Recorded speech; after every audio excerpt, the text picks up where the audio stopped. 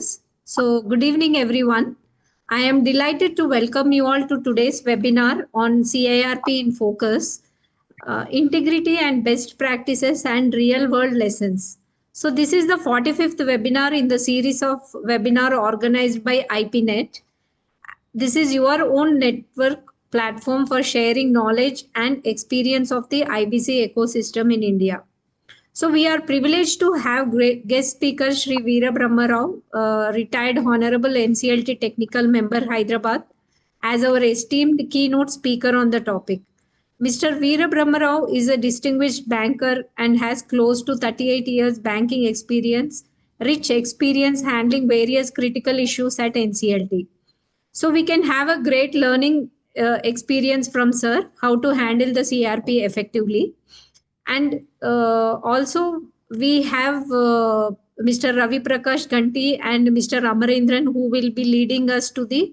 Mr. Amarendran will take up the successful completion of a CRP under real estate, and Ravi Prakash sir will lead us to the latest recent amendments in the discussion paper of IBBI. So I extend my special thanks to Sri Ashish Makija sir, President of IPNet, for bringing all of us together on this robust IPNet platform. The membership link is available in the chat, and we look forward to those who are yet to join the IPNet membership. So IPNet has become a vibrant community for insolvency professionals across India, which is fostering continuous learning, collaboration, and professional growth.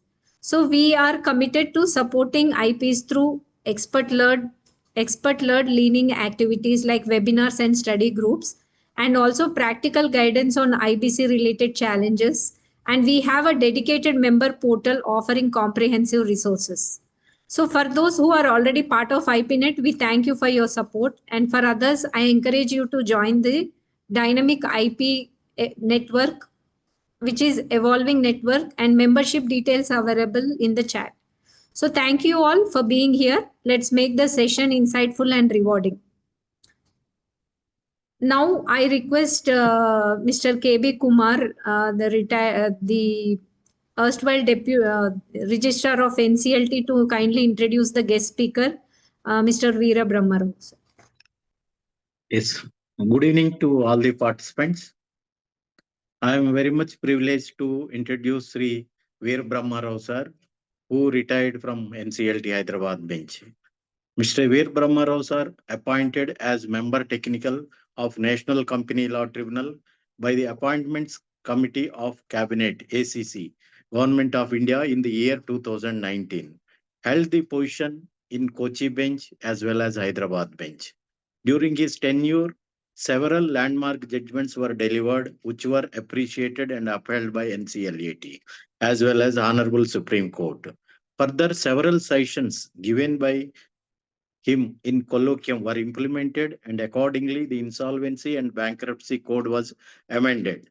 The following are some of the high-profile cases handled by Veer Brahma Rao sir at Kochi as well as in Hyderabad NCLT bench. Kochi bench mostly handled disputes under Companies Act 2013.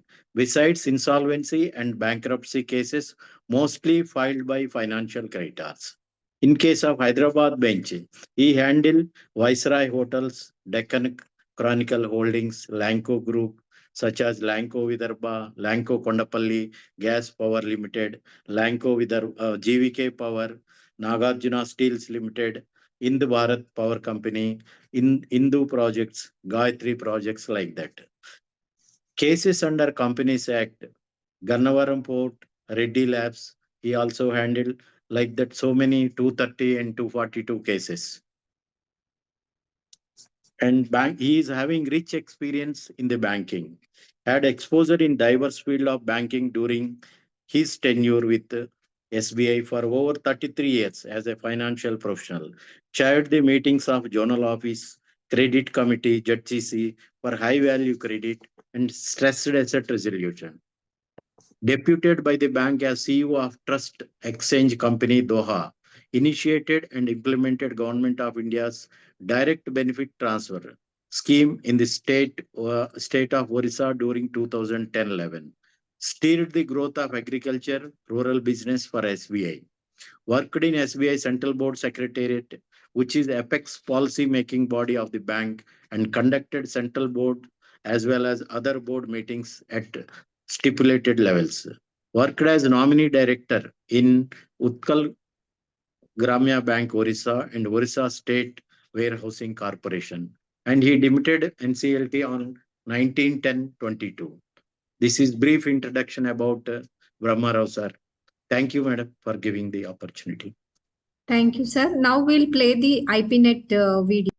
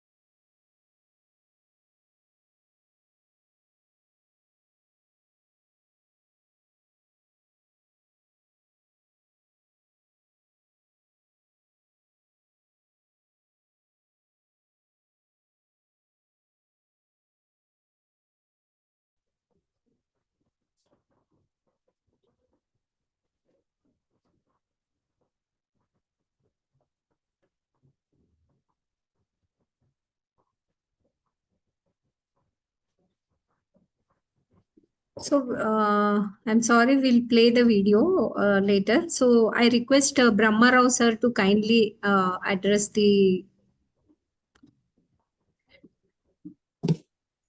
Yeah.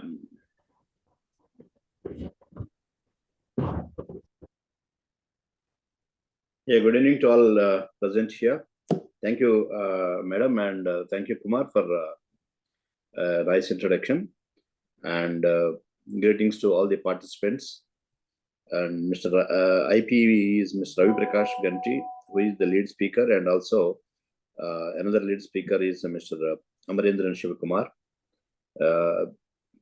Thank you for giving me for this opportunity in interacting with the insolvency professionals who are really in the field and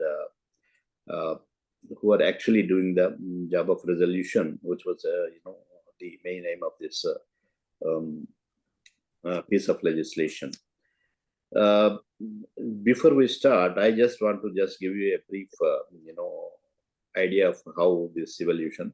I don't want to go into the various players here, but before we start, I want to the evolution of this IBC, which has come into force, because if any economy wants to progress well, it should have a freedom to reshuffle its resources in a much easy way. That freedom has to be available for the businesses. Unless that freedom is is available, the most valuable thing in the corporate economic growth is capital. That capital will be locked unless you have provided for the resolution in a much structured way. And with the enactment of this IBC, the entire the insolvency and bankruptcy landscape in India has undergone a major change, and that is the major structural change that has taken place, which whether one likes it or not, it has ushered into a new, totally new era. Uh, uh, one more important objective or characteristic of this legislation is, as we are all aware, this is an economic legislation. It's not like just any other socially oriented or culturally oriented legislation. It is economic legislation which touches the lives of almost every individual, as well as artificial persons like companies and partnerships, everything. Of course, the CIRP, when we are talking about CIRP, we are focusing on corporate insolvency only. This enactment of IBC has, the major structural change that has happened to our economy. And also, second important point is the government, after enacting this, it just left it to its, to be in the, what you call, in the jurisprudence and to be in the law books, etc. No, it has continuously monitored and reviewed its performance, because the Act also prescribes the fantastic feedback mechanism that has been put in place, so that, if we look at the, evolution of IBC, it is continuously evolving through various experimentations, because of the wonderful feedback mechanism that has been put in place. This feedback mechanism, which was put in place, helped the regulator, IBBI, as well as Government of India, to continuously monitor and review, and also usher into new changes that are the order of the day. So this has helped us. That is why the IBC has, undergone 6 major amendments, even though it's hardly 8 years, old enactment. And also, besides these enactments, IBBA, being the regulator, has, made several changes through its discussion papers and discussing with various stakeholders, and also depending on the various judgments, that landmark judgments that have taken place and that have, came into after this IBC. So this IBBI also, the CIRP regulations as well as liquidation regulations, have changed it several times to suit the requirements of the day. The legislative evolution is one of the most flexible characteristics of this wonderful piece of legislation that has been put in place by the Indian government. Besides these two organizations, like Government of India and IBPI, the landmark judgments also have helped in the reshaping and trying to put in place the mechanism that has been brought into force by the forceful judgments like innovative or what you call Benani. All these, operational creditors related, there is one major judgment. Similarly, innovative is one more judgment, and also SR Steel is another judgment. They were the commercial wisdom of civil. All these, major judgments that have, come into play have also helped the evolution of our IBC. As regards today's, topic is what you call CIRP in focus, best practices, integrity best practices, and real world lessons. Real world lessons, the major behavioral shift that has taken place from this economic legislation is uh, change of behavior. The change of behavior initially because the insolvency and bankruptcy landscape was cluttered with so many legislations prior to IBC, like SICA, MRTP, all these, acts. Besides, what you call SURFACE, DRT, all these acts were there, but there is no one piece of legislation which was addressing the insolvency and bankruptcy regime for corporates. So this piece of legislation was a landmark piece of legislation, which has revolutionized the resolution process of corporate insolvency and bankruptcy. If we look at the what you call the post IBC and its performance, it's not that it's a landmark and blah blah blah. Unless the data, if you read the data properly, you can't understand the what you call the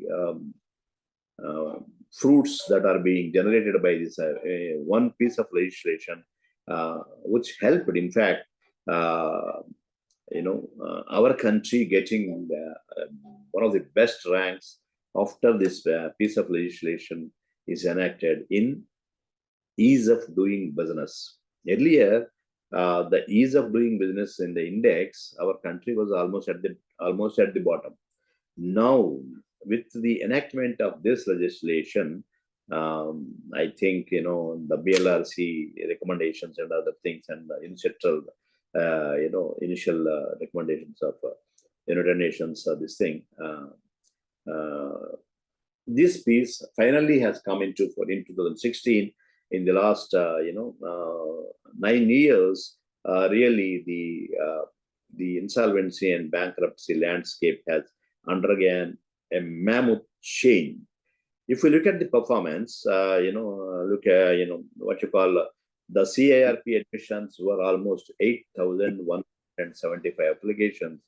Entities were admitted into corporate insolvency resolution process, out of which under Section 12A, that is withdrawn by the consent of 90% of the creditors. It is 1,130 entities were withdrawn even before the after admission and before the resolution process really kicked in.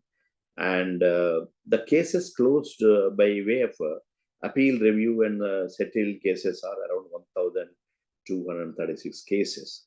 As the resolution plans approved is, out of this 8,175, almost 1,120 entities resolution plans have been successfully approved, and they were brought, and a lot of employment opportunities were protected by way of this IBC.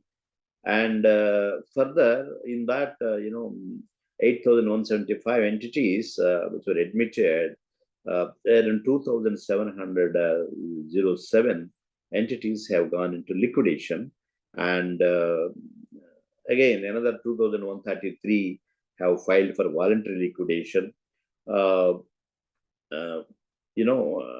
That again, I don't want to go into the further details. So far, rescued firms are 3,485. That is the number of entities and the firms which have been into CIRP and resolved and liquidated and at various stages. If you look at the amount which was recovered out of this, is again an astounding amount that has come into play, which really the capital is the scarcest resource in the economy. By ushering into this act, the government of India has brought back the most of the scarce capital that has been locked into sick and unresolved units. If you look at that statistics, the resolved series where the resolution plans have been successfully resolved is the realization of the what you call outstanding dues is 31 point admitted claims rather 31.4%, whereas if you compare that recovery or whatever realization with the liquidation value that has been given, actually that is the best way of looking at it. If you leave the not against the outstanding claims is not the best way of comparing the realization, because for the simple reason, outstanding claims, that means already stuck in that, and the backed the outstanding claims which were backed up by the assets, which were almost the fair value is also hardly anything because of the time that has spent in litigation before prior to IBC. And but at the same time, if you look at the liquidation value of those resolution for entities, the recovery is again a substantial portion of 162.8% was recovered if you compare with the liquidation value of these firms. So resolution plans on an average yielding 87.58% of fair value. Fair value, you as IPs, you are all aware, fair value and distressed value when the valuation takes place, or liquidation value, whatever you call it. The fair value, if you compare the recoveries are also even at the, if you take the fair value also, 87.58% recoveries have come into recycling of the capital, which was a scarce capital, which was in locked up in the sick and what you call bankrupt units. Till December 2024, 1,274 cities have been completely liquidated. I mean, because their continuation doesn't help anybody. So the liquidated units are 1,274 liquidated units are there. And outstanding claims in that is 4.04. The liquidated, if you look at the liquidated firms, the outstanding claims are 4.04 lakh crores. In that liquidation, the amount that was recovered is hardly anything. That is 0.15 lakh crores only. So that is 89% realization as against the liquidation value. Here also, if you look at the realization of 0.15%, 15 lakh crores, 15,000 crores rather, it is almost, if you compare it with the liquidation value, you have recovered almost 89% of the liquidation value you have already recovered. So this most important aspect of this legislation, piece of legislation, and for that matter, any legislation, if you want to take note of its performance, generally it will be what you call on three parameters you can judge the performance of the piece of legislation. One is the nature of resolution. Nature of resolution we have already covered with the performance of the CIRP and the IBC so far. That is the nature of resolution. How many cases have been resolved, how many recovered, how many liquidated, all these things, this is the nature of resolution. If you compare, if you take that statistics and performance into account, this we can consider this as an astounding success for this economic legislation which was brought in. So realization value also we have covered in the statistics. The realization value, if you look at it, it is almost in the liquidation value, 87.58% of the fair value they are recovering, and 162 of the liquidation value they are recovering. That is the realization value. That is otherwise it would have been stuck. The assets which were if the cases have keep on dragging, the value of those the intrinsic value of those assets have been eroded further. So instead of that, after this legislation was brought into force, these assets have been put into use by way of selling them off, or reorganization or restructuring these assets, thereby a proper and logical resolution have been brought in. Another important aspect this legislation has brought in is the behavioral shift. The most important aspect. See, earlier, in India, the unfortunately, what happens is when you file a case, it drags for years, and it takes its own time to resolve. And till then, happily, the debtor, the corporate debtor or the promoters used to enjoy the fruits of whatever is left, whatever little that is left in the value of that corporate. But here, what happens with the advent of this legislation, the scenario has shifted from uh, debtor in possession to creditor in control. The entire thing.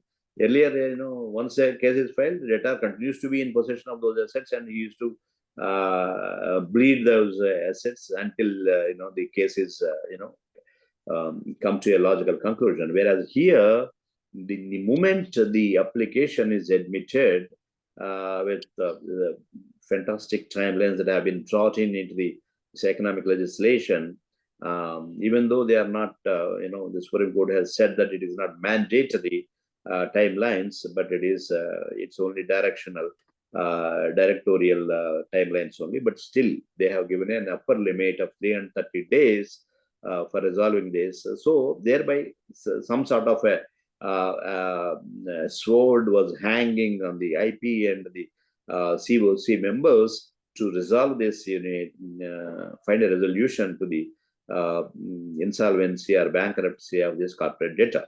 So this behavioral shift from debtor in possession to creditor in control, because the unit has come to, because they are the major financials of that unit, the unit is coming into the control of these creditors through the resolution professional as well as the COC. Resolution professional on his own, he cannot take any decisions except with the approval of the COC. So ultimately, the COC is in control. The backseat driver, the front with the front face of a resolution professional. But the thing is, this behavioral shift has really created an awareness in the minds of the debtors, thinking that earlier, this is not the game as usual. This is a real threat unless we take corrective steps for the the insolvency or the default that have taken place. Immediately, this will, the unit, we will lose control, and the creditors will take control of the unit. That realization has really worked very well with the operational creditors and financial creditors as well in finding a resolution even before the case is admitted, or even before filing of a case. Even operational creditor, if the corporate debtor received a notice under Section 8, and that threat of filing of a case under Section 9 is looming large, unless there is a real dispute that has been there simmering between the parties before the Section 8 notice was given to the corporate debtor. So this real threat this is the most important framework under which we have to study this IBC, that is behavioral shift. So this behavioral shift, has shown the strength of this IBC in credible resolution for the insolvency or the bankruptcy, whichever is happening. So, in a sense, if we look at the performance as well as the realization and the behavioral shift that is taking place under these three parameters, if we look at IBC, is its results are really astounding in my view, and it is really may not be as per the timelines initially thought of in the code, but finally, what I can say is people are realizing the gravity of this piece of legislation, and the promoters are on their guard. They know that they are going to lose this unit in case if they don't corrective steps, they don't take corrective steps. They are taking all that is there in their hands to protect their interests in the if you look at it, the amount that was recovered prior to filing of CIRP applications, or even before admission, the withdrawals of CIRP application, the outstanding dues, if we look at it, in fact, it's a massive, some 9 lakh crores of rupees have been recovered from this, potentially insolvent and bankrupt units. This is, it's not a small thing. Some 9 lakh crores recovered from these people even before the case is admitted. Yes, this amount generally doesn't come into the system, the performance evaluation of the IBC. But if we look at the, recoveries, this can be gauged from the fact that the NPAs of the bank, if you look at the percentages of NPAs prior to pre-IBC and post-IBC, that itself shows that it used to be in a double-digit figure, 11%, 12% NPAs. Net NPAs used to be around 6-7%, whereas now it is less than 1%. The major bank, State Bank of India, if we take the provisions require, also into consideration, the net NPA position is coming almost less than 1%, which is on par with the the best of the benchmarks that have been internationally accepted benchmarks. It's wonderful. These are all the benefits which are unseen benefits of IBC. Bankers may say that it may be because of their effort, but the threat of a real insolvency admission has paved the way for reduction in NPA. I strongly believe and support this point of view. Finally, before I close, having said that, this is a behavioral economic legislation. It requires all support from all the stakeholders, because you don't get the benefits in just like that, just by a piece of legislation. It's a long drawn out process. You have to have patience to reap the benefits. And also, once the system is stabilized, I'm sure this IBC is going to be reckoned as one of the best piece of legislations that has come into play in the economic field, particularly in reshuffling as I said in my opening remarks, the freedom to reshuffle the capital, which was otherwise would have been locked in these bad assets or NPAs.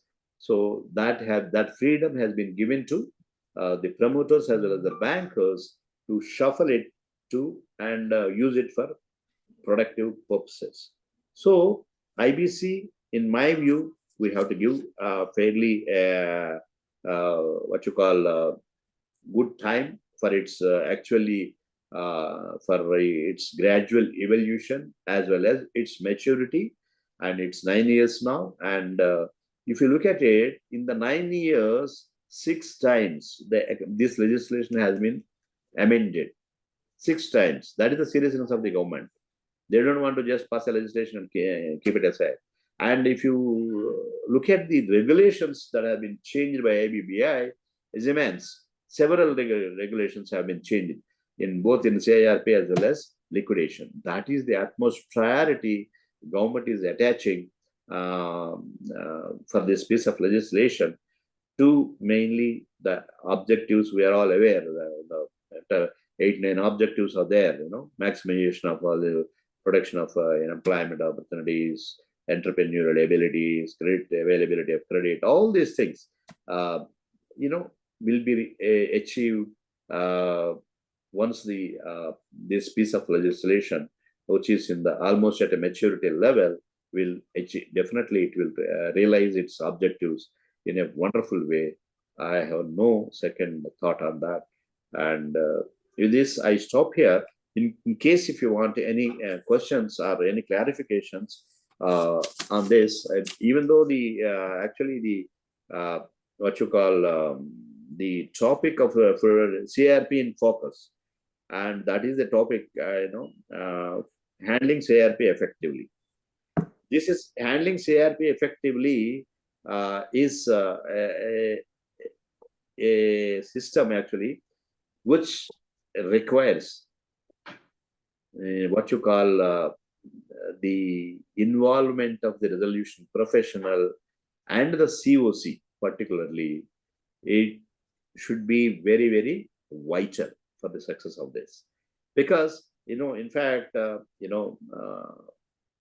I was on the bench, I used to find the RP resolution professional, okay, for the secondary, he is a bench officer, has been appointed by the bench, but the COC, a lot to actually, in my view, is not performing its role so effectively, which was expected of them, because they don't come prepared for the COC meetings, and they keep on dragging. And in the name of, my higher authorities have to be approved, all blah, blah, blah, whatever it is. This has to be kept in place when once a CIRP is admitted in, particularly in, by the adjudicating authority, you have to keep, the delegation of the proper authority to the officer whom you are deputing to be part of the COC, and he should be having that flexibility to take decisions on the spot, which is lacking in my view. They attend the meeting, they say that no, we have to go back, we have to take approval from my higher authorities, we have to take it from my, then they say that it has to go to board. See, what is this? When you are there, when you know that this account is going there, then give the flexibility, delegate that authority to the maybe a senior officer, instead of waiting for a board approval or waiting for somebody to take a call and all that. The COC members have to be empowered. In fact, I was, under my chairmanship, there was a committee constituted after 1 year of, the CIRP by the principal bench, by our president, Honorable President Justice M.M. Kumar, and I was heading that committee, that how to effective CIRP resolution, what are the impediments. That was, we submitted myself and one more, my technical member is there in that. He was from executive director of RBI, he was from RBI. So our president has chosen both of us, and we have given a wonderful report. What are the things that are being lacked, and why these decisions are being delayed by the COC and others. And in my view, the COC is not playing the effective role which is expected of them to play, so that an effective resolution in the time span or time limits that have been prescribed will come to fruition. This is one of the major disadvantages or major lack in it. So I don't know, nobody is addressing this because the COC is playing a second fiddle, and the commercial wisdom, that SR Steel judgment, which is very, very vital, where the commercial wisdom has been upheld by the Supreme Court, none other than the Honorable Supreme Court. When that much leverage is given to the COC members, unless the COC plays a very effective role, a suitable resolution an amicable resolution will not be found out for this type of resolution. Maybe finally the objective, even though it is resolved, the objective may not be achieved in the time frames that have been kept for the resolution. So this is one my observation when I was on the bench. And as regards the resolution professional, my observation is that resolution professionals sometimes they are not, they represent the case, even though they can represent the case before the bench, they generally, appoint an advocate to represent their case. And most of the times what happens, the advocates come before the bench ill prepared. Even though the RP is having the knowledge of that, case, because the advocate is there, he cannot open his mouth before the bench. So this is exactly what is happening. So most of the times, because the advocates are so busy advocates, so they have 2-3 cases on the given date in 2-3 courts. So they will be hop, step and jump type of a situation. They don't come prepared. And finally, what happens? The bench, will be discussed. They ask several questions. Those questions will not be, unless you answer those questions, we cannot proceed further in the case. When the bench asks a question, if you say that we'll come back to you, sir, then what? Then I have to give a date for force, because I want to reply for that. So that means that gentleman, the RP or the advocate who has been appointed by the RP was not thoroughly prepared in the case. So this type of things, keep on happening. Thereby the unnecessary delays are happening in the case. And my sincere request to all of you is, come prepared, very well prepared, with all, what you call page numbers and the points what you want to highlight before the bench, and come prepared with all of them with page numbers in the application, so that whenever we ask, immediately you should be in a position to draw our attention to that page number, and immediately you can, then and there itself, the question will be answered, whatever the bench asks. So the thorough preparation by the resolution professional and his advocate is very, very important when you come to before the bench for representation. And the role of COC, as I said, is, again, I can say a lot of things about COC, and they are taking it so lightly. And unfortunate comment being a banker, but I have no hesitation in saying that. That is what I observed. And other than that, of course, not that, I am only blaming others, not that. We have the NCLT, one has to understand that the adjudicating authority is functioning with very minimal infrastructure, and you must be seeing the positions have also not been filled up. Even though, in fact, when I was in, holding this fact was highlighted by me in a colloquium, I told my president and other members, even IBBI members were there, where I said that you are putting the horse before the cart and ask the horse to run. You are not providing you any infrastructure. There are no members, and each member, some of them are handling 2-3 benches in a day, and you expect them to deliver. How? They are also humans, and they don't have secretaries, they don't have stenographers. Most of the benches do not have court officers. All these things are there. Infrastructural problems are there. But still, this fact, nobody will bring into the highlight, because nobody wants it. Because the government has put in place a beautiful structure, but unless you fill the structure with members, sufficient staff, how the structure will run? The institution has to run, no? You have to have people. That, of course, is another major disadvantage for the delays that are happening. And I stop here. I can go on and on, but I stop here because eminent speakers are there. And if any questions are there, specific questions, I can answer them by relating to my experience in the two benches I have held. Thank you. All the very best for all of you. Any questions, please? Sir, we have a Q&A session in the last. If quickly any one question we can take from any of the participants for sir. Sir, actually, there is no chance was given to the new IPs. I have seen in this scenario because I am the new IP, can say. So the benches was not selected the new IPs for giving any cases like Section 9 cases or some other cases. So, but they also refer some experienced IPs only.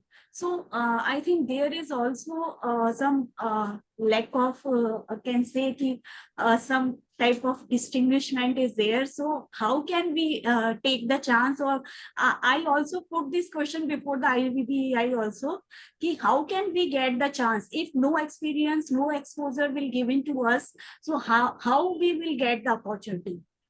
So it's like an Yes. egg scenario. Mhm. The thing is, generally, Section 7 cases and Section 10 cases, they come with a recommended name, one. So once a name is recommended, generally the bench goes by the recommendations. They don't refer the list.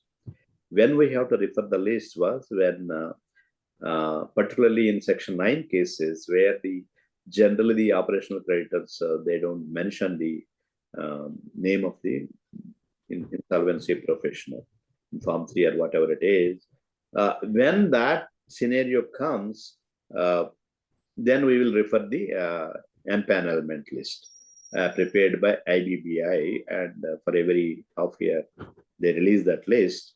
And again, the IBBI has to be told that the names of the insolvency professional, some of the benches, what they're following is, in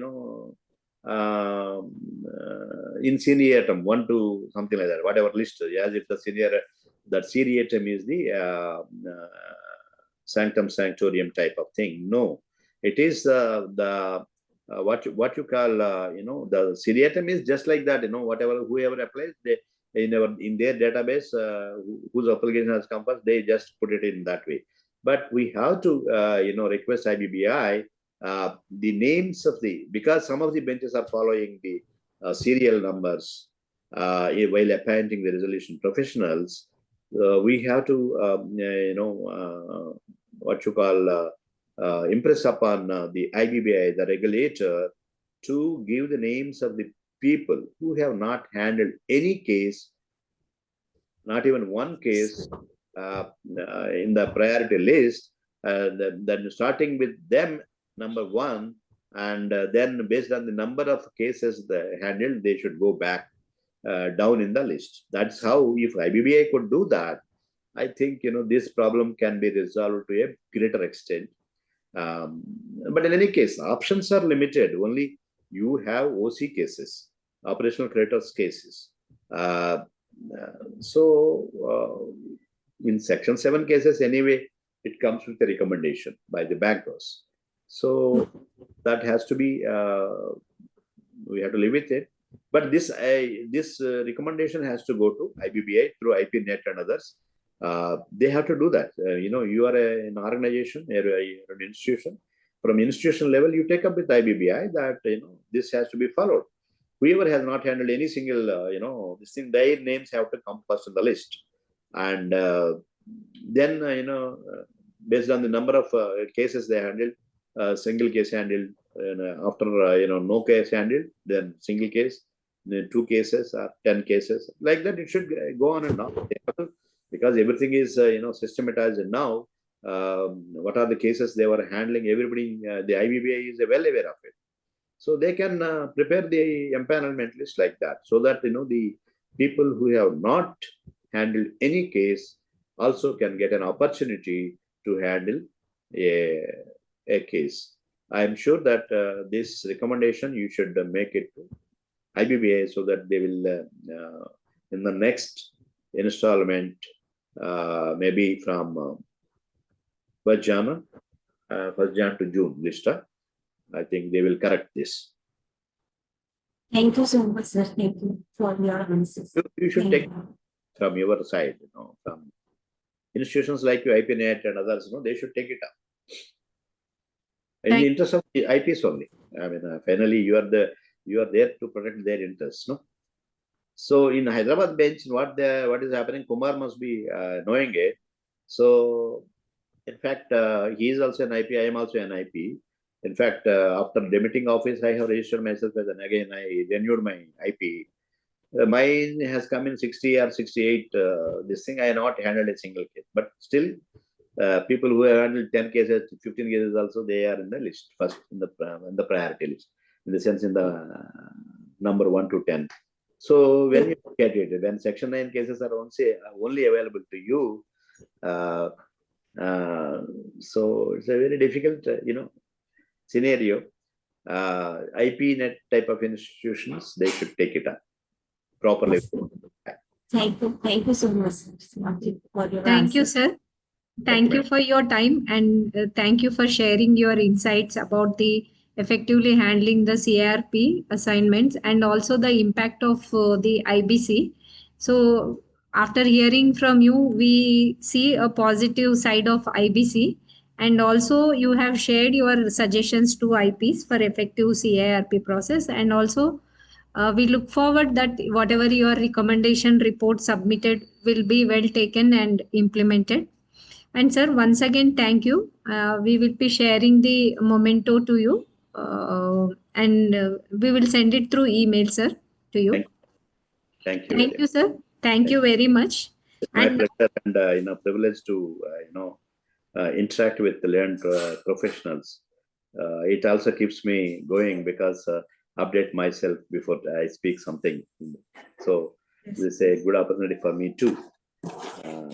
Thank you very much. In fact, I understand that Mr. Makija was one of the leading promoters of this IPNet. Ashish ji and myself have handled several classes, for triple IPA of IC Chartered Accounts Institute. We were part of the panel. And generally, mine is he used to conduct the program, whereas mine is only for opening remarks and just half an hour session. But in any case, please convey my regards to him too. And thank you. Thank you, sir. Now we have the lead speaker, Mr.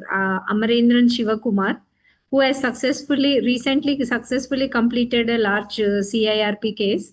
So now I request Sucheta ji to kindly introduce Amarendran sir.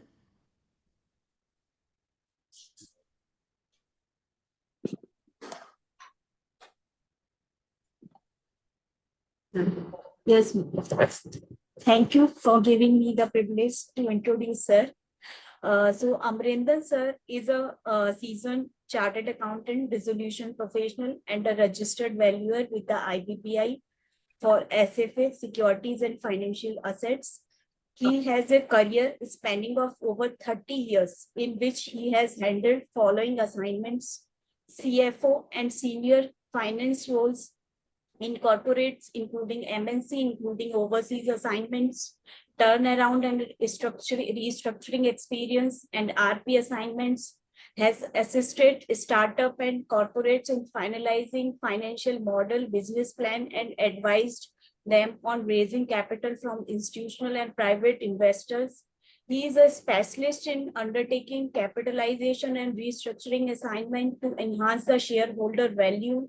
He is also a mentor for startups in prominent incubation center in the area of strategy and finance, handle successful CIRP resolution of complex CIRP real estate, CIRP assignments in real estate, retail and wholesale, handle PG assignments with successful resolution for 100 plus crore, done few SFA valuation assignments. So over to you, sir.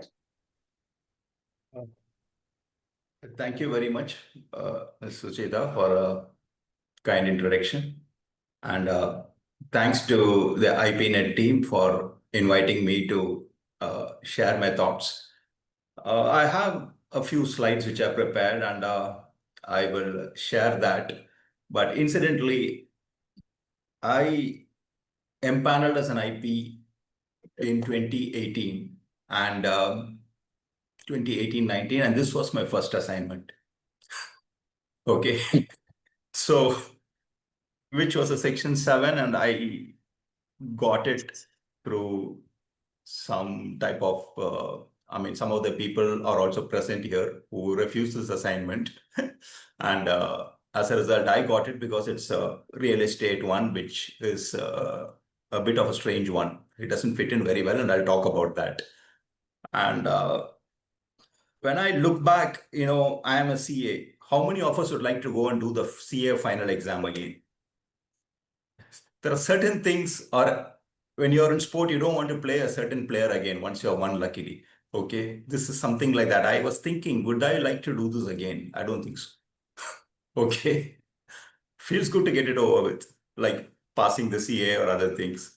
But would you want to do it again? It depends. Okay, I don't think so. Anyway, with those words, let me share my slides.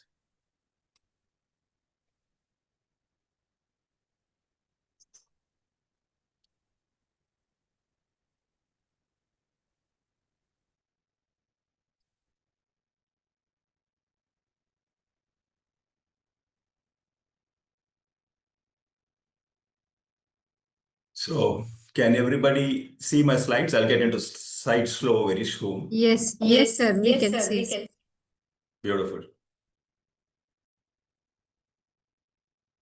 Okay, so this is a short presentation, and anybody is welcome to talk in between, but I would just like to lay out the base case, the facts and other things in 4 or 5 slides, and then obviously I have some 20 minutes, and there's a lot of things which I've done over the last 5 years. And anybody is welcome to shoot at me after that. And in case somebody wants to connect even later, they're welcome. I think I'll share my contact details. So the background of the CD, which is in a company in real estate development. And one second, I lost my slide. Okay. It's a company in real estate. You can see the slides? Yes, we Okay, can. okay. Got it.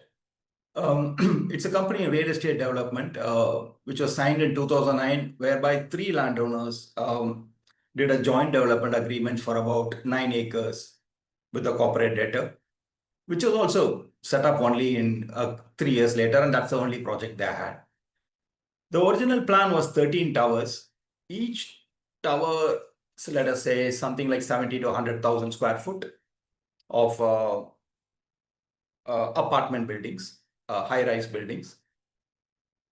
And most of those towers, the 5 towers out of those were completed by around 2015.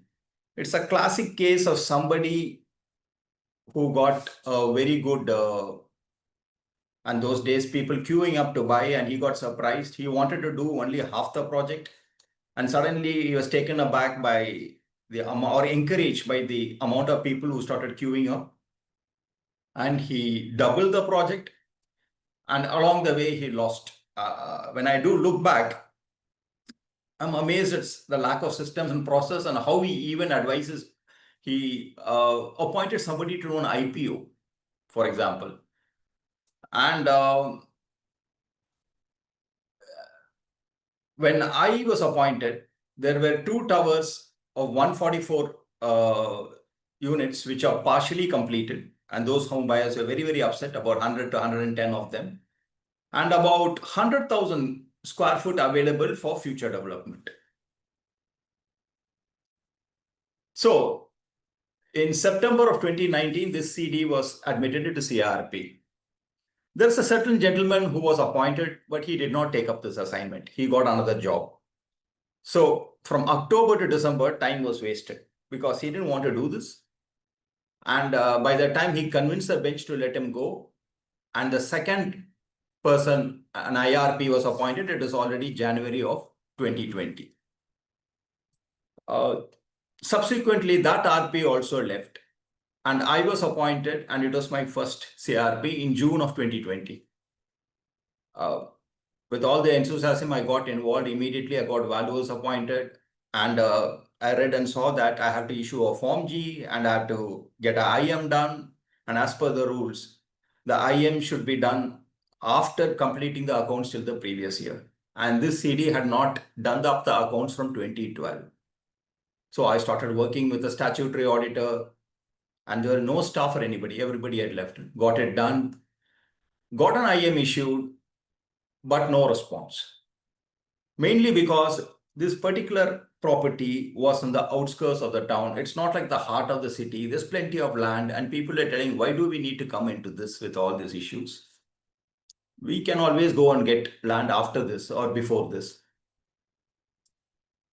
So in January of 2021, I got an approval from the COC to go to the bench and get extensions. I got exclusion for the first 90 days when nothing was done from September in 2019 because the IRP didn't take up the job. Then I got extension also for COVID, and then I got a 90-day extension. As a result of this was extended till sometime like 30th September 2021. And then, since there's no one interested in taking this up, I started working with the home buyers, and that's the time when the reverse and solving things started catching fashion. I started asking them, why don't you people take this up, make a plan, let's take it through, and I'll take it to the bench. Unfortunately, while there was some progress, there was also COVID at that time. It didn't work out. And then I had to take a hard decision in August that this has to go for liquidation.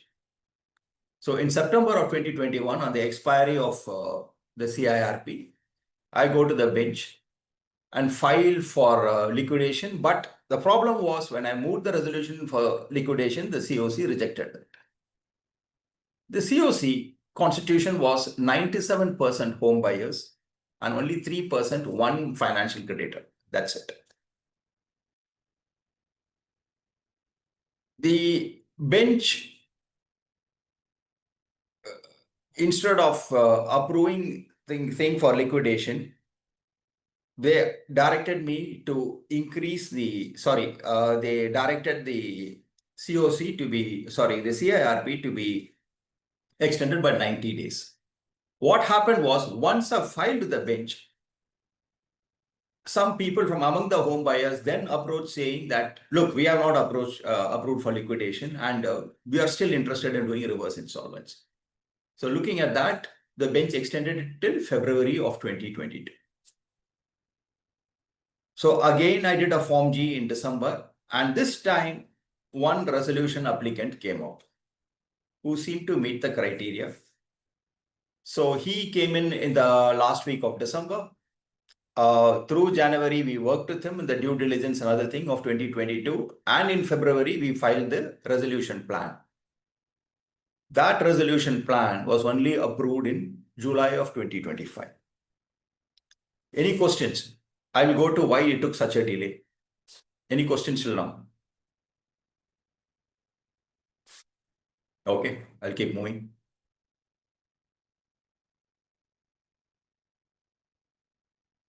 The reasons for those were petitions by various allottees against the constitution of the COC. The problem was, when I took up this assignment, the landowners are also part of the COC. The people who did that.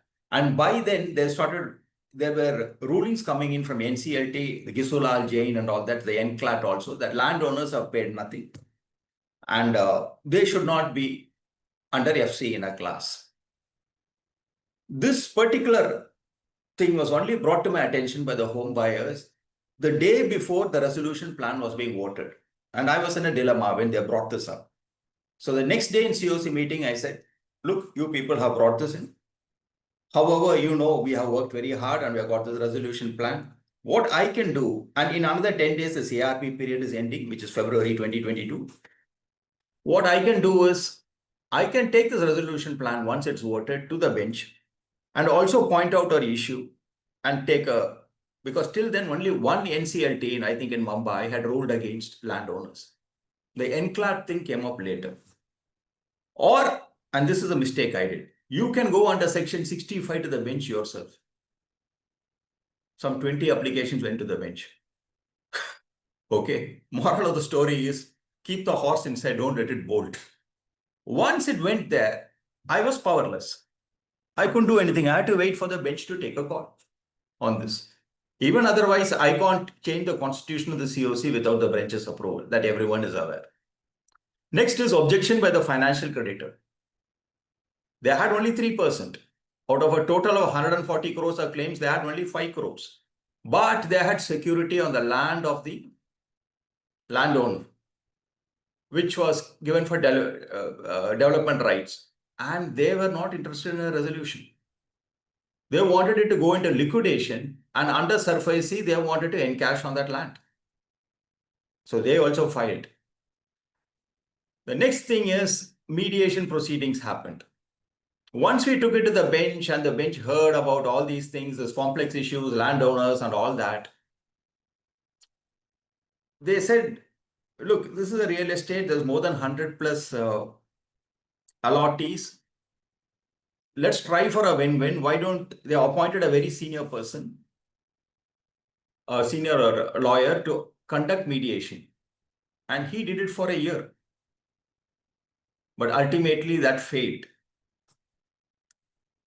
When that failed in August 2023, NCLT got fed up with this home buyers, saying that we gave you lots of chances. You're not availing. You keep coming up with problems. We are reserving orders. And they indicated that it will be liquidation. However, again, the bench convened in December, asked me certain clarifications, and in January, told the home buyers, we have had enough of you pointing out problems with whatever RP and everybody. Now you come out with your own proposal to resolve this. That went till March. The other issue was the bench changed again. The bench had changed once in May 2022. And again, the bench changed. And when the bench changes, everything starts again from the beginning. And I started despairing as to how will I ever come out of this assignment at that stage. I was not getting paid also for all this because it's home buyers, okay, who are the majority, you know. And I even tried to resign. That's when in 2024, the provision I think came up that RPs can resign with the COC. Needless to say, they did not approve. They simply abstained when I put my proposal for resignation and said, you appoint whoever you want. They just abstained. And when I went to the bench, they told, no, we don't want to lose you.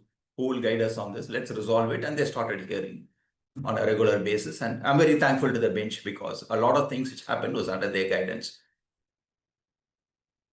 So in this slide, I'm talking about the efforts for resolution in the CIRP period. We worked with the allottees, like I told, in 2021 for reverse insolvency.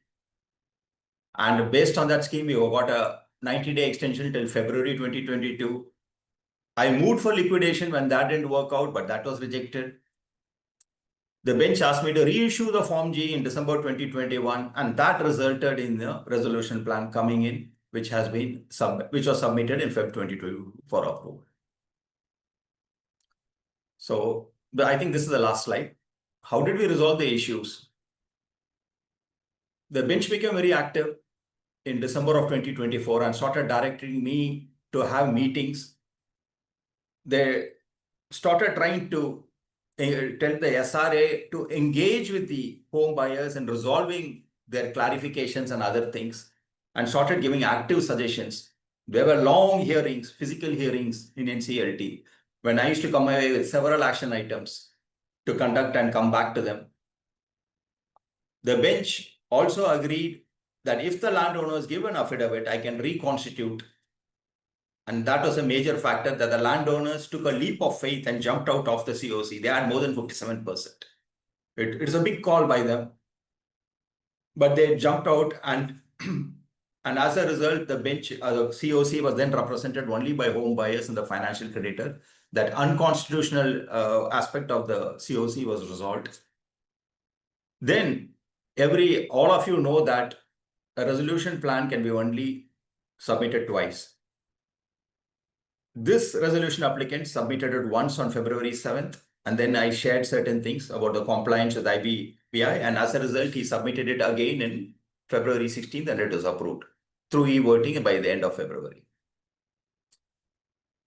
To get over the apprehensions of the home buyers from all these meetings, they filed an addendum, which I took before COC for voting in January of 2025 and got that approved. The addendum highlighted that while the SRA will take over the company and do a villa project on 100K square foot of land, which will get him cash, the completion of the 2 towers will now be done by the home buyers. Then after I submitted this in January, there were various challenges from the financial creditor, and another faction of the home buyers are not happy with the fact that these 2 towers are being constructed and other land is not being constructed. And the challenge was, look, the RP has only got the addendum approved by this new COC. The earlier approval of the plan was done by the old COC, which is unconstitutional. So the bench conducted hearings all through February and March, and in April, they reserved for orders. They called me a couple of times for clarification and then passed orders. Approving the plan, Constitutional Management Committee, which I am the chairman of, and to oversee the construction and closure of this. Thanks.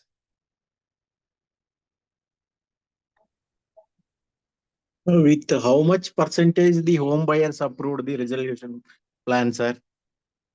See, sir, it is like this. When there's financial creditors of a class, if more than 50% of them vote in favor, Yes. the whole class approves.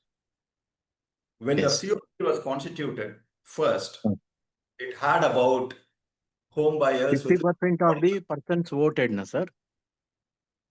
Yes. If I can finish and then you can. Okay, sir.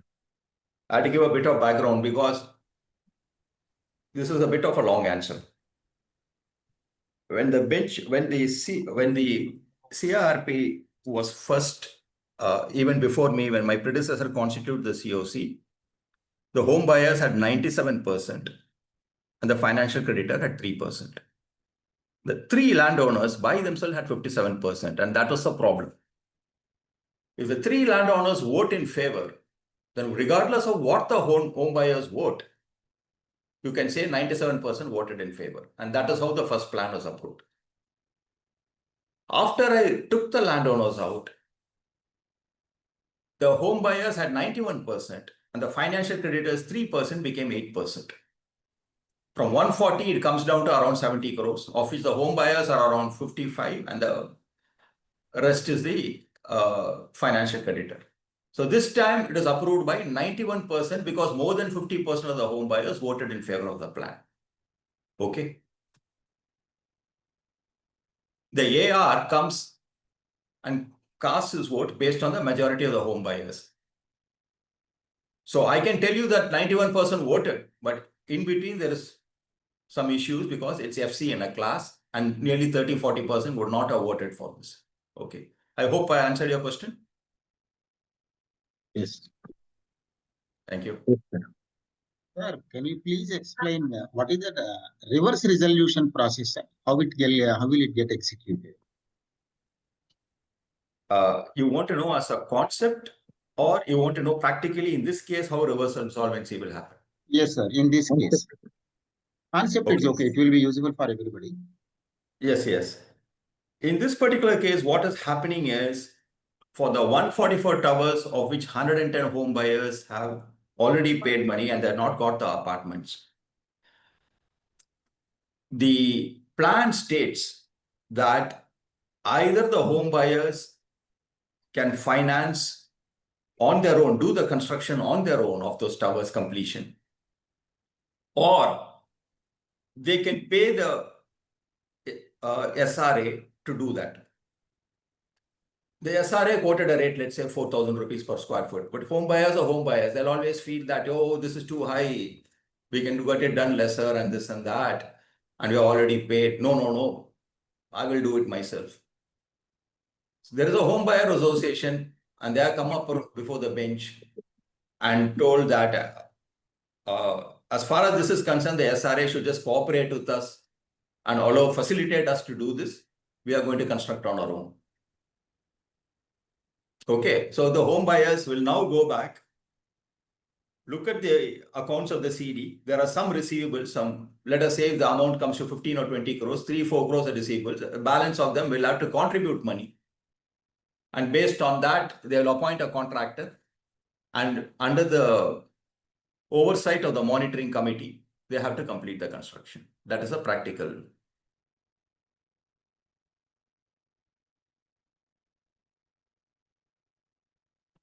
Is there any role of RP in the monitoring committee? Yes.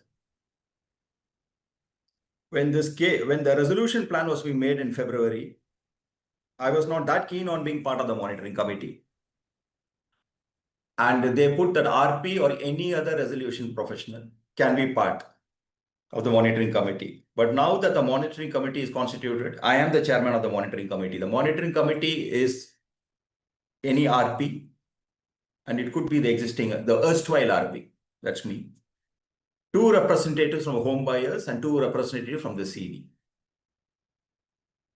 I am the chairman of the monitoring committee. It's actually called monitoring agency. I also always think of it as committee, but in the resolution plan, the CD is from Delhi. It's called monitoring agency. I don't know whether in Delhi the nomenclature is monitoring agency. Okay.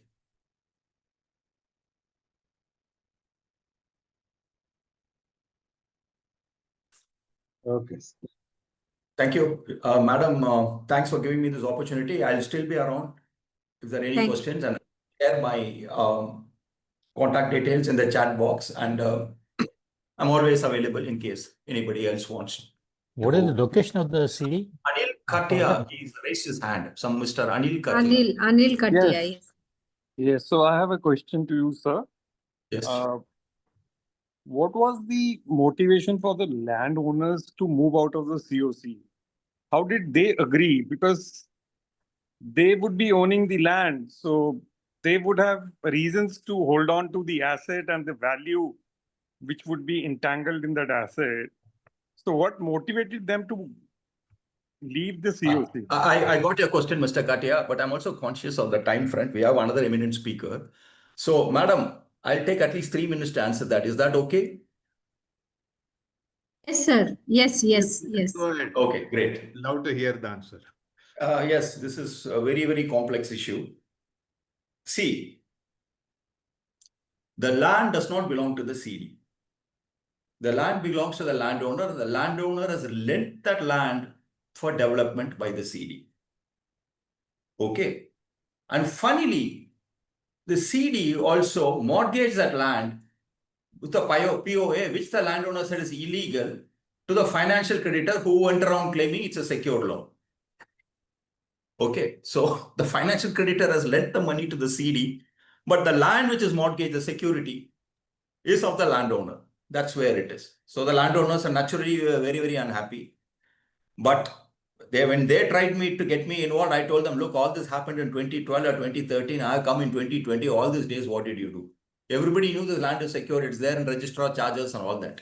Okay. So please, if you take it up on your own, don't get me involved in this.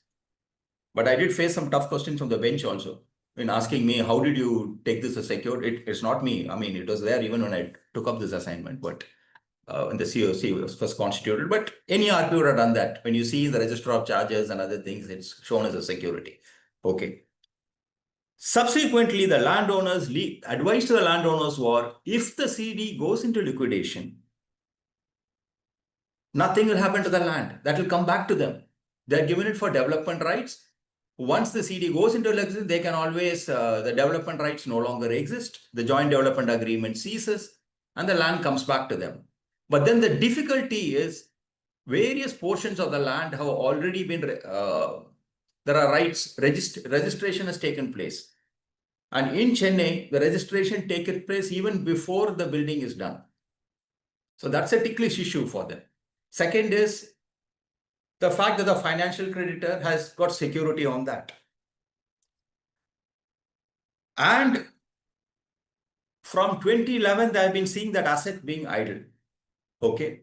Then they took a call that what we feel is anyway, our land is not going away. It still belongs to us. We are only given for development. Let's give it one more chance. And the resolution applicant also has agreed in the plan to pay them a percentage of the sales in future.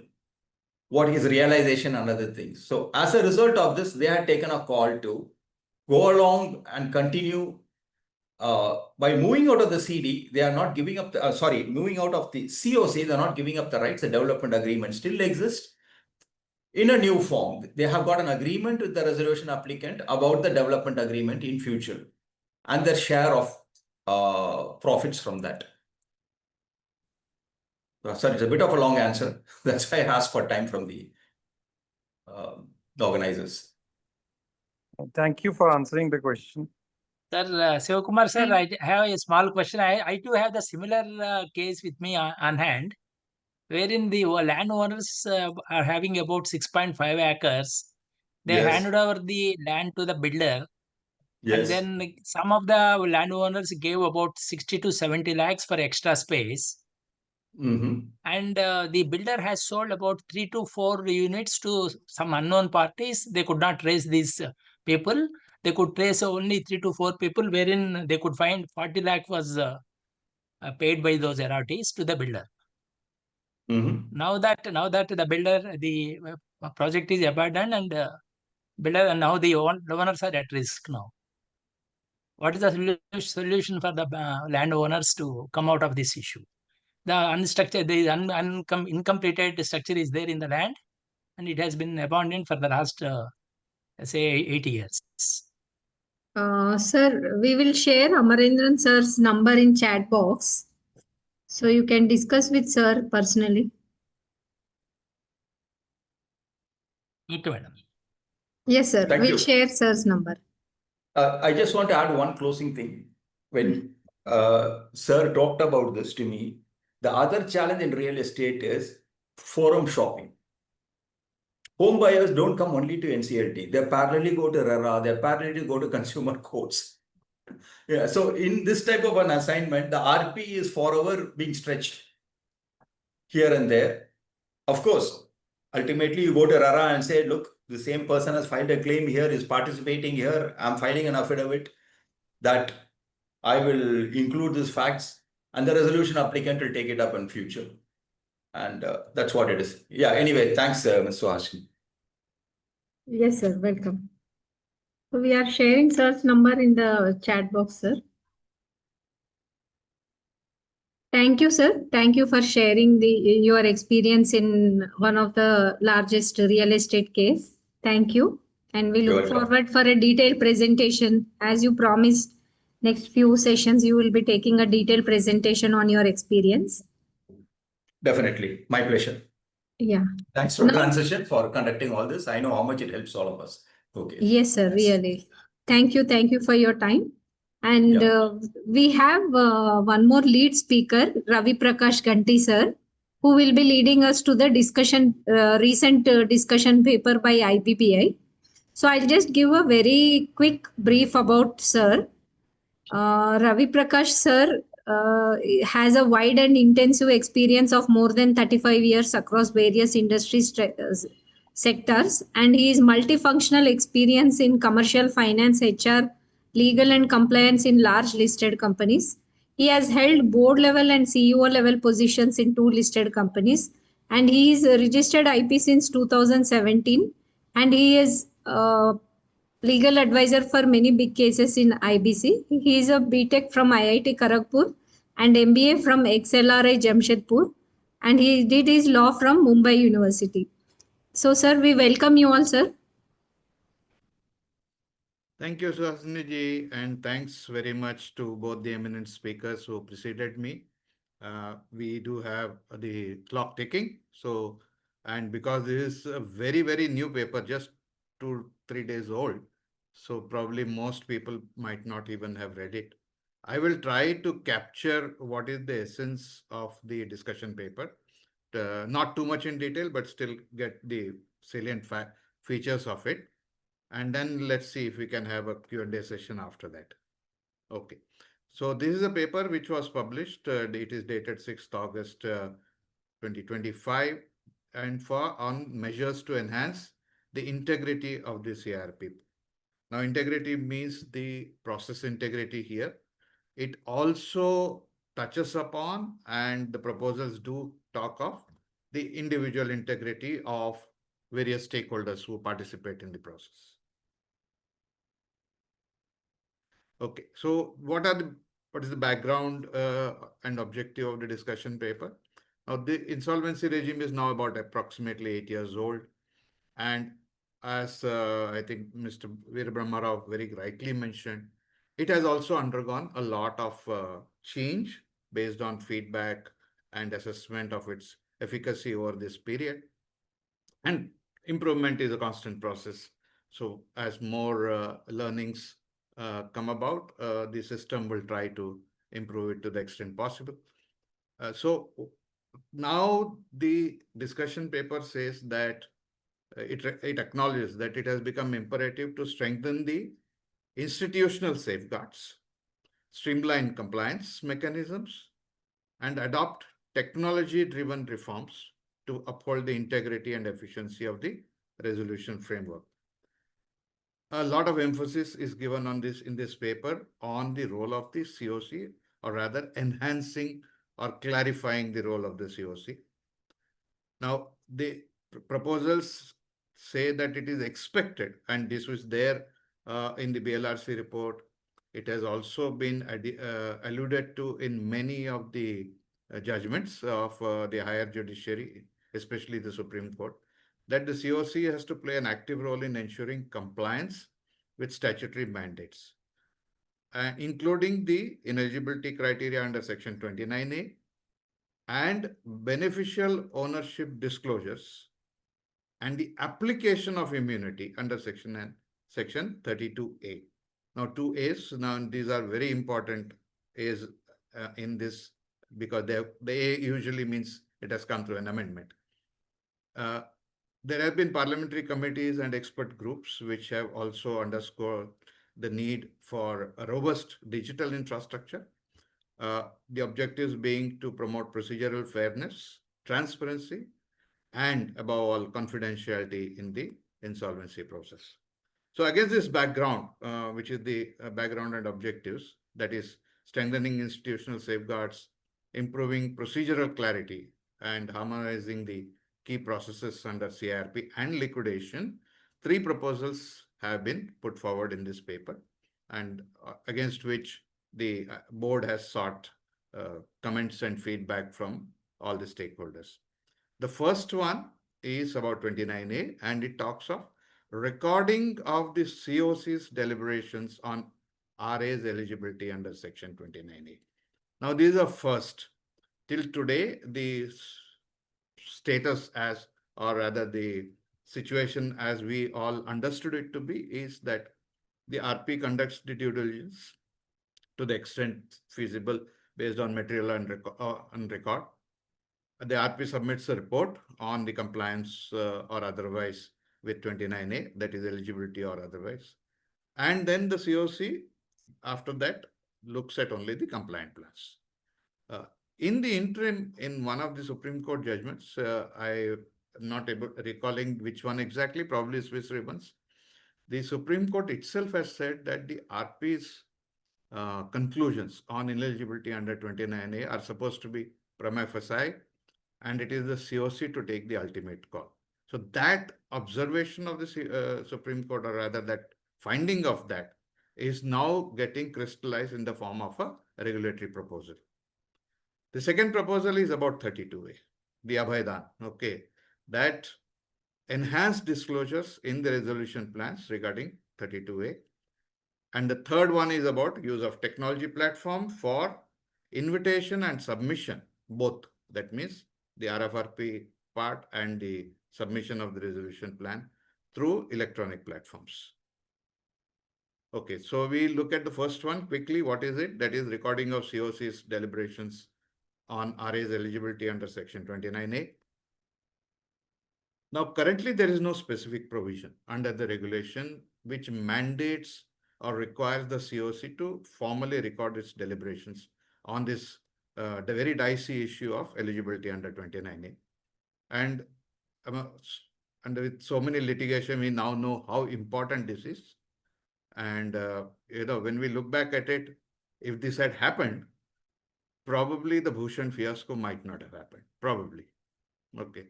So now that is being proposed to be put as a formal regulatory framework that the COC shall be mandated to record its deliberations. Now, that is by casting an express duty on the COC. It is felt that this will enhance transparency, it will lead to greater accountability. Now it is just no longer only the RP, but also the COC, which will be part of this process. And ultimately, it will improve the integrity of the CIRP. So the proposal is that the COC formally discusses it and records its deliberations. Now, recording, obviously, how is that captured? That is through the minutes of the meeting, which the RP will capture. Now, the paper recognizes that or acknowledges that RP and SRA are primarily responsible for it. So this is an addition. This is not in lieu of, but in addition to the responsibility cast on the RP and SRA about the eligibility issue. So this is the draft regulation, proposed to be numbered as 39.3C, that the committee shall, before voting on a resolution plan, okay, deliberate on the eligibility of the resolution applicant, deliberate on the due diligence report submitted by the RP, okay, and also the affidavit of the RA, and such other information as is provided in the resolution plan in relation to this eligibility criteria. This will be all the information that about the RA structure, their connected companies, the related parties, etc., whatever they give, and arrive at a conclusion as to whether the 29A means whether this RA is ineligible or not under 29A. So that is the proposal 1. Proposal 2, again, I think Bhushan probably has had a impetus to proposing this, enhanced disclosures in resolution plan. Who can get the benefit of 32A? Now, 32A, what are the challenges which normally an RP and COC face? An RA could be an entity, a legal entity, which might be the subsidiary of another, which itself could be, it could be a layered structure, as many as allowed under the Companies Act, and with not just vertically, but horizontally. And beyond a point, it is very difficult, especially if these are private companies, to find out who is the real beneficial owner. So this proposal basically seeks that the resolution applicant himself will have to declare who is the ultimate beneficial owner of the resolution applicant. That means the natural persons, individuals who are the actual owners. So that the first is in relation to 29A itself, that RP can do a better job on finding out the ineligibility under 29A. But also under 32A, whether the immunity and the benefit that is given under 32A, the clean slate principle, should it go to this RA or not? Okay. So 2 proposals in the regulations that they want to, that a statement of beneficial ownership. Now this will be in a format which is specified by the board, and an affidavit again in a format specified by the board, where the PRA has to state whether it is eligible or not eligible for benefit of section 32A. Now, not eligible. Okay. How can a PRA be eligible under 29A and not eligible under 32A? Okay. One very, very frequently occurring situation would be when the CD is an MSME, in which case there is 29A eligibility because you are exempt from C&H, but you will be hit by 32A because you are in the management of the CD prior to the offense or whatever having been committed. So both need to be looked at. So this is like the twin condition. So this is the proposed regulation that every resolution plan, now this is part of the, to be part of the plan, a statement of beneficial ownership covering all the details backward till it reaches a natural person who is the shareholder or partner as the case may be, and an affidavit whether it is eligible or not under 32A. Now, when you get such type of declarations and all, then that becomes binding on the RA, and they cannot get away tomorrow by saying, oh, we didn't know. Okay, third proposal, this is a relatively simple one, but it might be possibly the most far-reaching in terms of its future impact, and that is to propose that all invitations and submissions of the resolution plan shall be through a technology platform, which will be specified by the board. Okay. So this has been supported by the 10th report of the standing committee of MCA. It has also been supported by IIIPI in its study group report that this part of the CIRP process, that is the resolution plan submission process and any activities related to that which could be, they should be on a technology platform to preserve both the confidentiality and the integrity of the process. So the background is, of course, the liquidation process where already it is there on, has been on electronic platforms, earlier NASL and now BankNet. And now it is proposed that the board should be empowered to nominate or determine some such platform by way of circular where the invitation for resolution plans and the submission of resolution plan shall be carried out electronically. Okay, so this is, I thought I will just complete the basics of this discussion paper since it is very new and most people would not be aware of the details, and now open for questions. Sir, As well as suggestions, which will, before we take up questions and all, one request to all the participants and through you also to all your friends and colleagues in the profession, whatever people have some ideas, thoughts, questions, objections, etc., please go to the IBBI portal and log in with your comments and suggestions. Okay, right. Sir, I have a question regarding the enhanced disclosures in resolution plan. Right. This is regarding the statement of beneficial ownership in a format specified by IBBI, wherein details of all natural persons who ultimately own or control the PRA, there, along with the shareholding structure and also jurisdiction of each intermediary entity, we have to give the disclosure.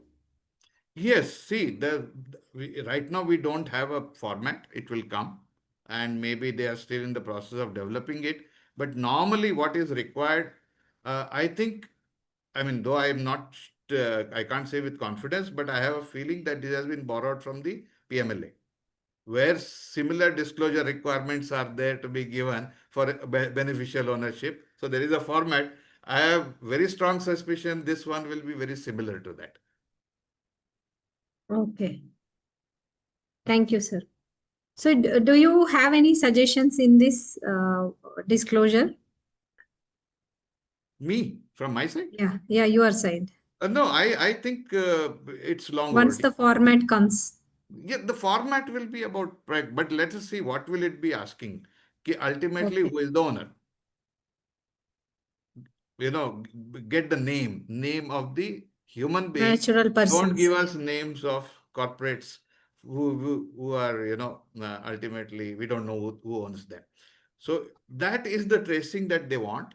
So once you have the name of an individual, then it is very relatively easy for the RP and the COC to do due diligence and find out whether, even in 29A, it will help. It's not just here. This declaration and this information will go a long extent in even 29A due diligence. And Right. also 32A. So now once the names are known, and of course, all the entities, A, B, C, whatever layers they are. Now, any professional organization which does this job, it will be easier for them to do a search and get to know if any of those issues that make somebody ineligible under 32A, are they present or not. Okay. Now, So, 29A and 32A, they are like two ends of the spectrum. Okay. One is, yeah. thank you, sir.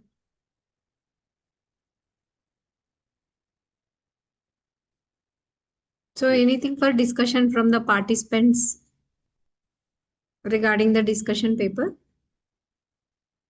Any Or any difficulty that anybody suggestions? foresees in implementation once this Yes. comes, do you think, based on limited exposure to this paper now, whether as IPs will we face any difficulty? The benefit side has been explained by the board. Okay, let us look at if there is going to be any problem for us.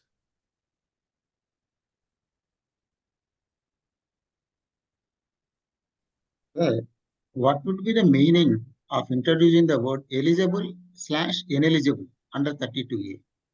Both the terms they are using Okay, it. yeah. No, what they mean is that the RA, okay, if I am the RA, I have to tell in my undertaking or whatever, a disclosure, am I eligible to get 32A benefit or not eligible?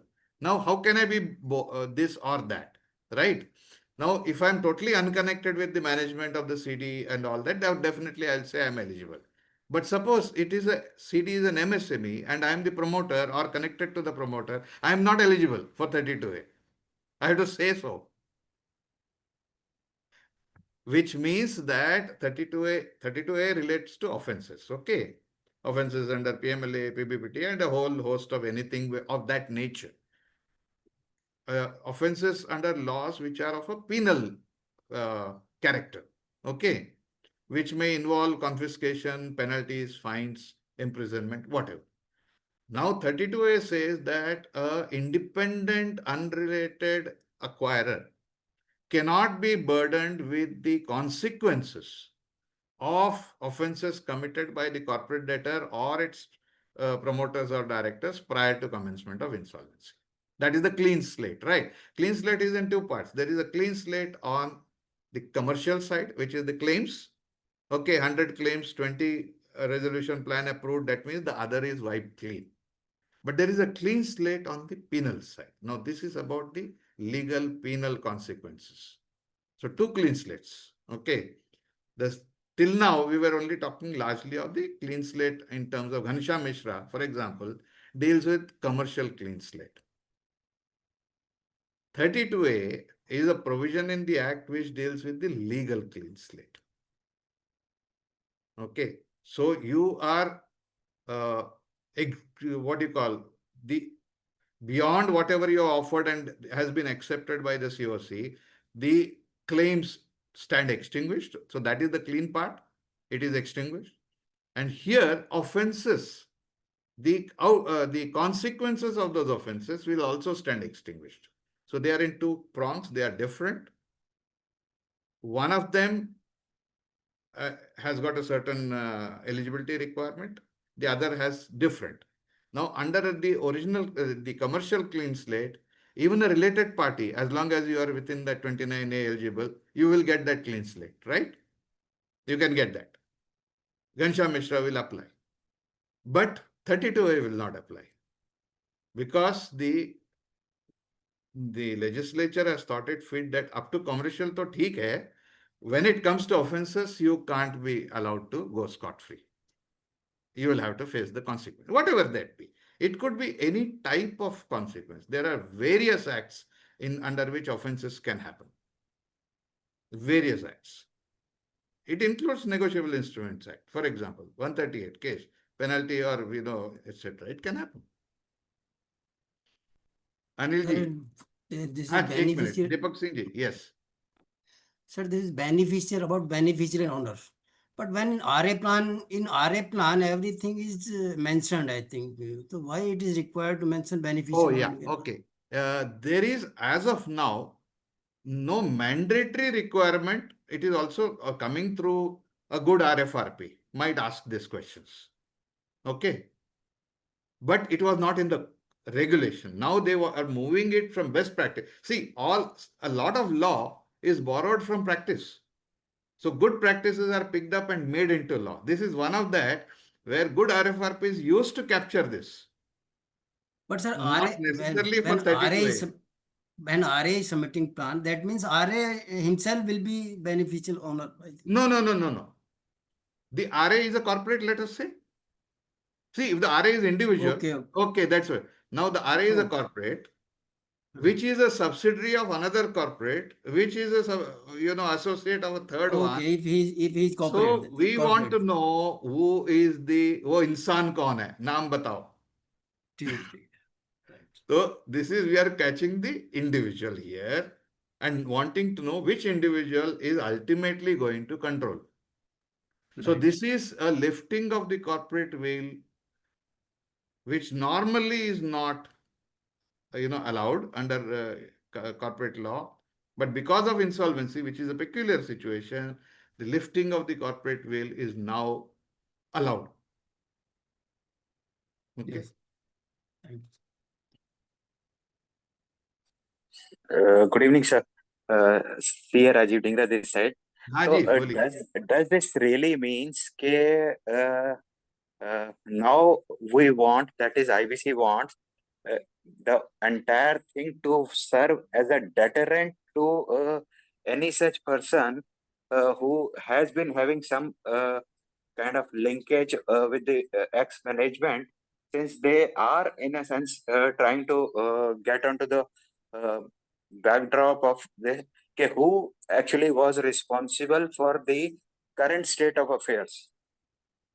See, who was responsible is largely known. Now the question is that in the RA, if it is a corporate entity with a multi-layered structure where you don't know, you need to find out, no, is this going to be a backdoor entry?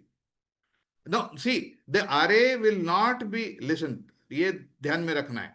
If you are otherwise eligible under 29A, which means you are not facing any, and that is 90% of the cases. Today, with the revised definition of MSME, around 90% of all corporate will be MSME, approximately. Okay. So you will pass the 29A test, but you may not pass the 32A test. Because 29A, they are saying, okay, commercial, we are okay with it. That commercial clean slate, Ghanshyam Mishra will apply. We are not okay if it is offenses. Offenses are, they are criminal or quasi-criminal. Okay. So if you take PMLA, criminal. If you take PBBT, criminal. I mean, it's got a civil aspect, but it's got a criminal aspect. So those such benefits cannot be given to people who were either part of or connected to people who indulged in the offense in the first place. So that is it is not to, I mean, it does raise the bar, but it is actually not raising the bar. It is only clarifying what was always intended. Wrongdoers cannot come back. I mean, they cannot take the benefit of their own wrong. That is a principle of law, which is centuries old, that you cannot take advantage of your own wrongdoing. So effectively, that is what I was trying to mean. It primarily wants to serve as a deterrent to any such person, not to come at least in the front. Not to fool the RP and COC by hiding behind second whale, third whale, fourth whale. Yeah. Right. Thank you, sir. Thank you. Good evening, Ravi sir. Haji. Anuradha Anil is Bisani. waiting for a longer time, so let me listen to him first. Okay. Raviji, I want to know this provision where COC has been asked to deliberate on the 29A eligibility. At what stage will this be done by the RP and the COC? Will it be before the provisional? Before the draft regulation starts with, before voting on the resolution plan. No, but before, so that of course is the regulation. But I'm saying practically on the ground when the RP will run the process At Oh, what RP's stage? report is going to be part of that deliberation. So RP first. RP does his due diligence, gives his report on whatever eligible, ineligible, and then along with that any other declaration and the resolution plan per se, the COC will, basically this will be a separate item of agenda in a COC meeting. Ravi, that's fine, but from a sequencing perspective, it somehow, to my mind, there is a complexity because RP has to run the process in with various steps. So one is the EOI, then is the Yes, provisional list, yes, then is the final list. yes. So my specific pointed question is, Only after resolution plans are received. Those who have not submitted resolution plan, उनका कोई discussion नहीं होगा. but then the sanctity of the final list is lost. No, why is that lost? Because Final, if the COC deliberations find something wrong, then that applicant cannot be the expected to. applicant is disqualified. That means the applicant has made a wrongful disclosure. See, But COC is that is prone to a lot of litigation because the RP would have already published the name in the final list. No, the RP, when he publishes the final list, is always prima facie, and the liquidation regulations probably have captured this better, and that at any stage, if you are found to be 29A ineligible, you are out. So it is not that just because I didn't catch you at step 1 doesn't mean I can't catch you at step 7. You are still wrong. Okay. So the primary onus is on the RA, because the undertaking that is not ineligible under 29A, that is the first and the binding step. RP's due diligence is like a confirmatory step or a verification exercise. Because if you see the provisions in regulation, they say based on the material on record. That means the RP is not expected to do an investigation. He is not expected to be CBI or something like that. Whatever you can, you come to a conclusion, you make your report, you give it to COC. Now a third step is added, that COC will deliberate on it. It doesn't say decide. The words have been carefully chosen. They will deliberate. They will record their deliberations. If those deliberations result in, let's say, that a question, now they are supposed to ask. Now all those details are not given in the regulation, but if you read the discussion paper, the background they talk of where there will be an interaction. They can seek information if they want to, all those things. That is there. Normally nothing prevents it. So after that, they will record their deliberation. So in a way, the COC is sort of putting its stamp of approval on the ultimate report given by the RP.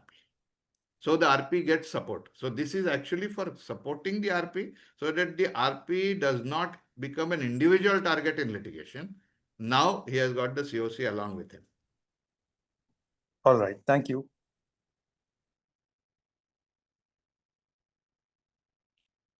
Yep. Anuradha. Anu ma'am. Yeah, one second. Yeah. Sir, that was precisely my question, what you were just answering. Okay. Even after giving the affidavit, how do we ensure that the information which they have given is actually authentic? Do we need to get into investigation mode? No. Not required, right? You cannot be expected to be. And even there are, you put the best investigative agencies in the world, there are criminals who are far, far better than them. Agar itne achha hota, there would be no criminals, no, in today's world. Everybody would have been behind bars. So it doesn't. That is not expected. The primary responsibility, that's why it is called an affidavit or an undertaking, which can be used against that person in court at any time when you discover that it is there at any time. And that any time can be any time. It can be 1 year later into implementation of the resolution plan, which is what Bhushan judgment is. Bhushan, that's right. Yes. So all these amendments are definitely they have been influenced by Bhushan, that's right. So, thank you, sir. Haji. Any other? Any more questions? Even in chat box also we don't see any questions, sir. No question, no? Okay. I have a question. Haji, boli. See, one of the issues when a resolution plan is deliberated for a long time is there are all these changes and the IP has to redo at certain times. For example, everyone is aware there is a new Form H which was introduced in April. I first got a note from IBBI that you may consider revising your Form H. Okay. I looked at it, consulted my legal team, kept quiet. Then the bench called me in the middle of May and told you will have to give a new Form H. And I gave that. So as a result, and there is a Form EA and all which has now come. It is not there in 2022. Okay. And this new Form H also asks the IP to give a certificate. Yes. An affidavit or whatever, saying that I have reviewed. So, Mr. Raviji, as a result of this, do you expect, all those resolution plans in the queue, there will be some additional work that the RP will have to do? No, not RP, because RP is anyway doing that, and that is captured in the discussion paper. The discussion paper captures that the RP is involved with the 29A at least 3 times under 3 or 4 separate regulation. It captures that. But it says now we are giving you somebody else to hang with you. Understand. Okay. So it is actually a great benefit because when you have this support of the COC, yes, it's a huge relief, and yes. And okay, one more thing, very important. The IBBI through this discussion paper is basically saying 29A ineligibility criteria decision is a commercial decision. Okay. That means they are not saying it is entirely commercial. There is a legality involved, but it is part of the commercial wisdom of the COC. Yes, it was implied earlier. Now we are making it express, nothing more. Right. Okay, And thanks. this is coming from the Supreme Court judgment. Okay. Though it has been a long time since that judgment came, but maybe it's coming now. But it is from there. And of course, the urgency probably is Bhushan. I understand. So you don't see additional compliance to be filed by the RP? No. RP will be more comfortable with these amendments. Okay. Got it. Thanks. These are, in my opinion, all 3 are IP friendly. Sure. After a long time. Definitely.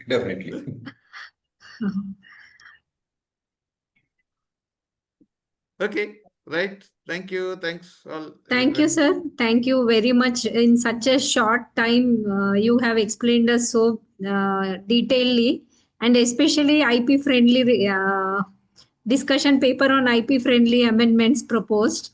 So we look forward for smooth functioning in the process with these amendments. I thank you. We thank you, and thank you for your time and valuable insights for all of us.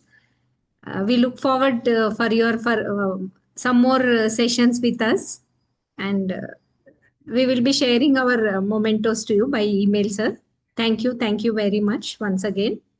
And now I invite from IPNet East Shri Rajiv Kumar Agarwal ji to make the announcement of the next IPNet webinar. Thank you, Swami. We are delighted to invite you to our upcoming webinar on 16th August between 4 to 6 p.m. Topic is income tax, GST and IBC. Who has the upper hand? For GST, esteemed speaker is Mr. Sushil Goyal, ex-Central Council member of ICI. For income tax, Mr. Ram Ratan Modi, insolvency professional. Join us for an insightful session where we will explore practical approach to managing stress effectively during CRP/liquidation. Stay tuned for registration details. We look forward for your participation. Thank you. Thank you, sir. And it's now to give my vote of thanks on behalf of IPNet and IPNet South. So it's an honor to extend the vote of thanks for today's webinar. Today's event has been a good learning experience for all of us so far regarding the effective CIRP and the latest IBBI discussion paper. First and foremost, I extend my heartfelt thanks to our distinguished guest speaker, Sri Veerabhamma Rao Garu, and speakers Mr. Ravi Prakash Ganti and Mr. Amarendran for sharing their profound insights on handling the CRP effectively and successful CRP, and also the latest IBBA discussion paper. Thank you. Thank you, Brahma Rao sir, Ravi Prakash sir, and Amarendran sir for sharing your time, wisdom, and experience. I would like to express my gratitude to our IPNet President Ashish Makhija sir for your commitment and leadership, visionary leadership, which has made IPNet an exemplary initiative and platform for great significance for insolvency professionals pan India. And thank you for being a guiding to all of us. A special note of appreciation goes to IPNet South for successfully conducting this webinar. And special thanks to the transition team and technical support team for seamless coordination and tireless efforts behind the scenes, ensuring the smooth conduct of the webinar. And our gratitude to all the participants who have joined today. Your enthusiasm, active engagement, and thought-provoking contributions have truly made the event special. And thank you. Thank you once again for taking out time and joining this and making this a successful webinar. Thank you once again. Please do join all the webinars of IPNet. Thank you.